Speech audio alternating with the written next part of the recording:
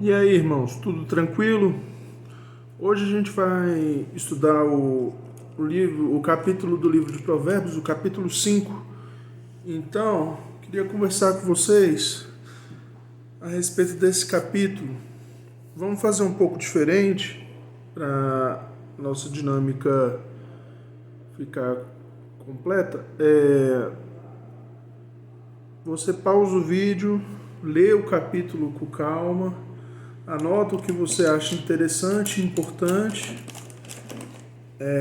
que a gente dá prosseguimento ao nosso estudo, ok? Hoje eu não vou ler o capítulo, porque eu vou ter que fazer assim, porque acaba que eu fiquei esses dias sem gravar por causa disso. Dá um pause aí, lê o vídeo com calma, lê a Bíblia com calma, capítulo 5 do livro de Provérbios, anota o que você achar interessante e a gente conversa sobre essas notas, tá certo?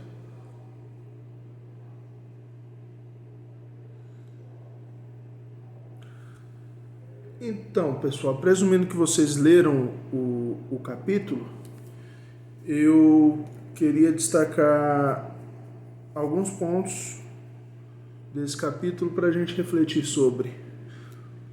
A primeira coisa que o capítulo faz com a gente é alertar novamente sobre o adultério. A gente vê no livro de Provérbios que Salomão alerta muito para isso, e a gente percebe que não é uma coisa, o adultério não é de agora, a imoralidade não é de agora, não é um problema que, vamos dizer assim, da modernidade, é muito antigo e é um problema muito grave. A gente nota que o adultério ele atrapalha todo o contexto da sociedade. A gente nota que o adultério atrapalha todo o contexto ao redor das pessoas. E isso é muito complexo, porque a gente acaba minimizando os efeitos do adultério e tem vários problemas nisso. Um dos principais efeitos do adultério é a desvalorização da família, é o fim vamos dizer assim, da tradição da família. A família não é mais algo forte, não é mais algo que te dá base, que te dá alicerce, te dá segurança. E o adultério acabou transformando a família de maneira geral nisso. Você pode ver que não há profundidade mais na sociedade moderna. E isso é muito por causa do adultério. O homem e a mulher estão adulterando a aliança que estão fazendo entre si, fazendo novas alianças e tanto faz, tanto fez. E isso é muito problemático. E Salomão alerta para isso, e eu peço que você reflita. Ele tem alertado vários capítulos já, a gente já leu sobre a alerta a respeito do adultério, e é fundamental que você reflita sobre isso. Outra coisa interessante aqui da gente ver é que Salomão lembra das consequências da imoralidade. Novamente, outra coisa bem comum no contexto atual, a imoralidade, a sexualidade precoce, tudo isso tem sido muito comum nos tempos modernos e tem atrapalhado bastante a nossa sociedade. Pessoas fazem tudo por sexo, vivem pelo prazer de momento, destroem famílias, fazem tudo errado pelo sexo, quebram todos os seus princípios e valores por causa da imoralidade do sexo. E isso é muito problemático. Você tá aí, gente. Tá aí, dá pra ver. Infelizmente não é uma coisa que eu tô falando que é novidade, que antes não se fazia isso. Não, é antigo, continua sendo feito, mas temos que ser a resposta para isso. Temos que ser uma geração mais pura, temos que ser uma geração que busca a diferença. Enquanto isso a gente faz justamente o contrário. A gente está afogado na pornografia, afogado em divórcios, afogado em adultério, afogado em sexualidade depravada, precoce e cada vez mais normalizada. E sendo normalizada cada vez mais cedo. E isso é o que a sociedade quer, isso é o que eles querem. Tem lugares que querem diminuir as penas ou tornar a pedofilia como uma doença e não um crime. E isso só mostra que a sexualidade está sendo banalizada e está deturpando tudo, meu irmão. Então, cuidado.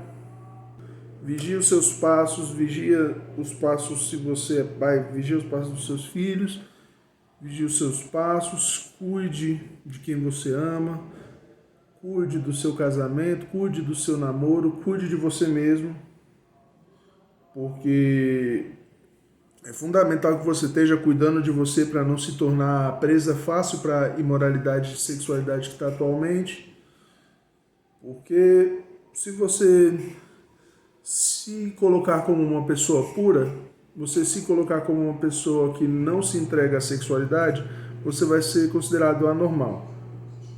E anormal das mais diversas formas possíveis, desde careta, a burro, a trouxa, a ingênuo, a puritano, religioso, sei lá.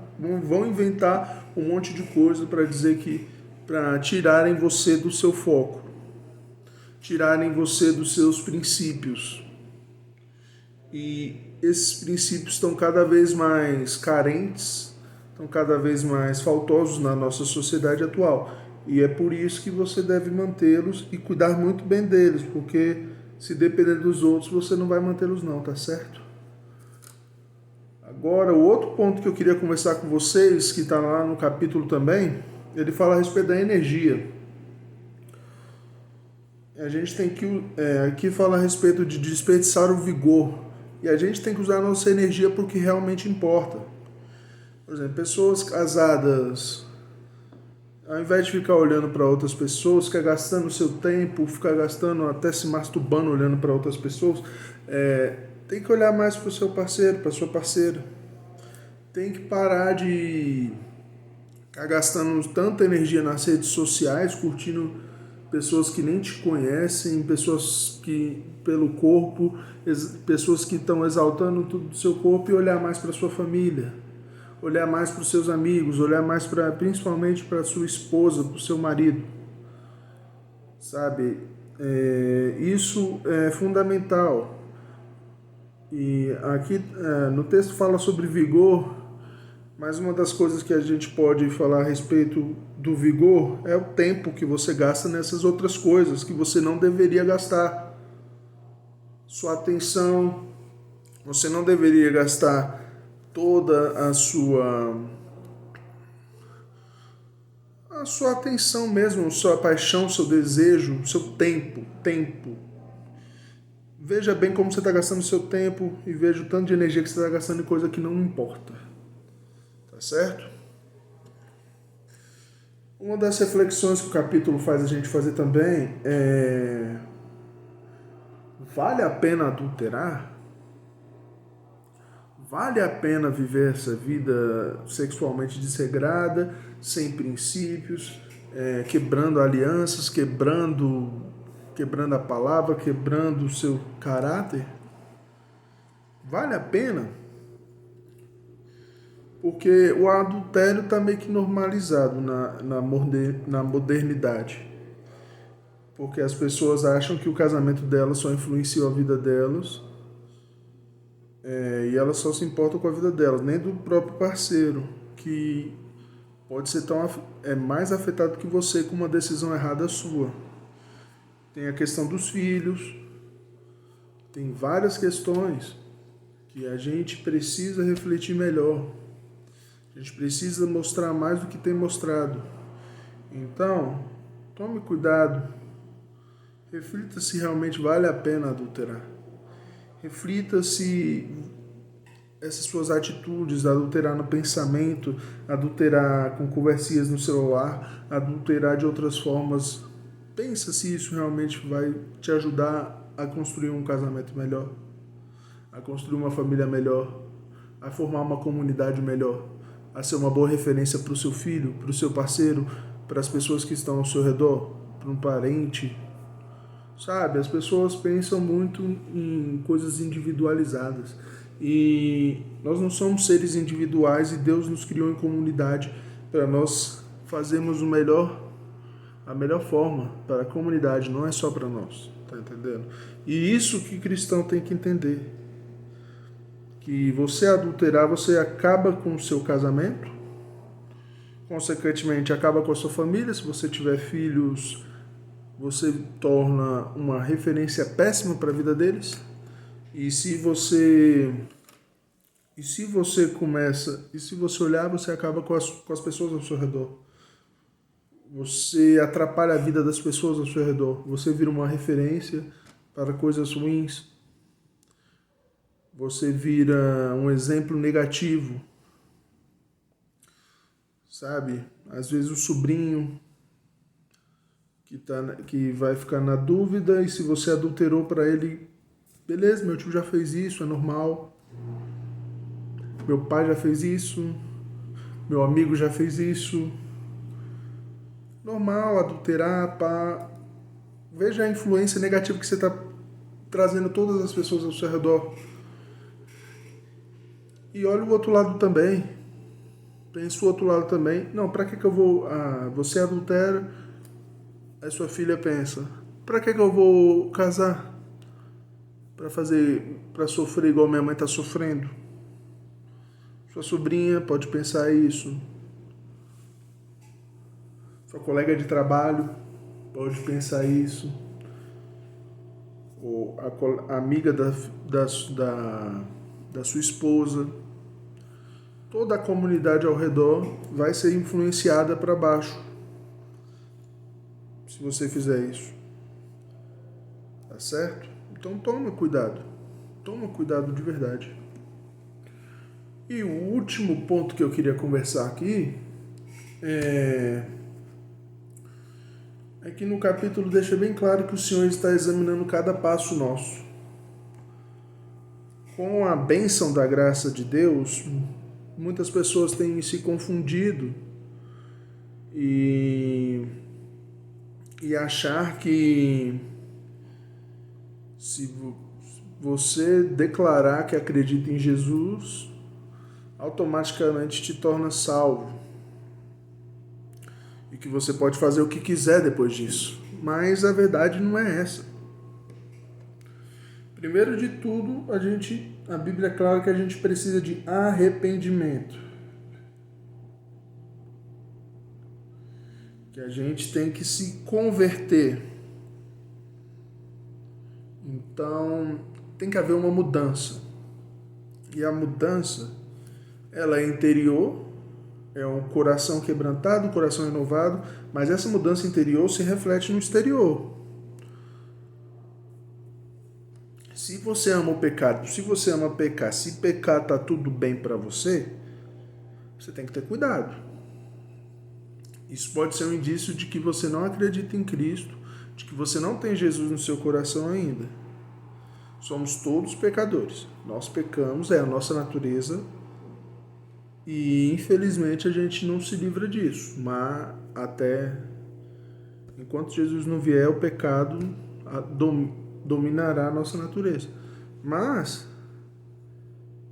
uma coisa é o pecado dominar a sua natureza, outra coisa é você ser servo do pecado. Outra coisa é você achar que o pecado, que você pecar está tudo bem. Sendo que a Bíblia inteira fala que Deus odeia o pecado. A Bíblia inteira fala que Deus odeia o pecado. Então não adianta você, Jesus morreu na cruz, então Deus não odeia mais o pecado? Jesus morreu na cruz para justificar a nossa imundície. A nossa falta de bondade, a nossa falta de misericórdia, a nossa falta de qualquer coisa boa. Ele veio para ser o sacrifício vivo. Ele não veio para fazer essa mazela aí. Tipo, ele não veio para você achar que você pode fazer merda e vai ficar tudo bem. Ele não veio para isso. Então examine o seu coração de verdade. Se você realmente está achando que pode pecar toda hora e que está tudo bem, cuidado. A pessoa pode pecar o que for. Se ela se arrepender, Se o coração dela for convertido para Cristo e ela crê em Jesus, crê de verdade, tá? Ela vai ser salva. Qualquer pecado que for. Até o tal do Lázaro. Se ele, sei lá, por alguma obra divina, uma peça divina de Deus, ele tivesse se arrependido e sido preso e se convertido e não sei o quê, ele seria perdoado por Deus, tranquilamente. Mas, se você está amando o pecado, se o pecado te faz bem, no sentido de você não ter consciência nem nada, nenhum problema, nenhuma problemática sobre o pecado, você tem que ter cuidado.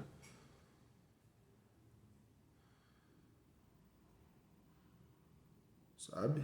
Isso pode ser um reflexo de que você não se converteu. Você pode estar na igreja, você pode estar, sei lá, você pode estar orando, você pode estar... Mas se você tem prazer no pecado e não sente as consequências que... Não sente como o pecado desagrada a Deus, pode ser um reflexo que você não se converteu. Que você apenas está querendo ficar, sei lá. Porque se você acha que pecar é normal, não tem problema, sua cabeça está errada e seu coração deve estar errado também. Então pense bastante nisso, tá certo? Pense bastante nisso. E essa é a última dica do... Última dica não, a última lição que aprendemos nesse capítulo. E isso eu quero deixar muito, muito vivo no coração de vocês. É muito sério. Sei que o Antigo Testamento era uma velha aliança e tal, mas Deus não mudou. E a partir do momento que você está tranquilo em pecar, pode ser que seu coração não tenha Deus ainda e não declare Jesus como Salvador. E sua eternidade pode estar em risco. Tá certo? Então, que Deus abençoe vocês. A gente volta logo com o capítulo 6. Espero que vocês tenham gostado do vídeo. Curta, compartilhe. Se tiver alguma dúvida, se quiser incentivar, comente. Que eu tô por aí na área. Sempre que dá eu respondo. E simbora nessa, meu irmão. Abraço!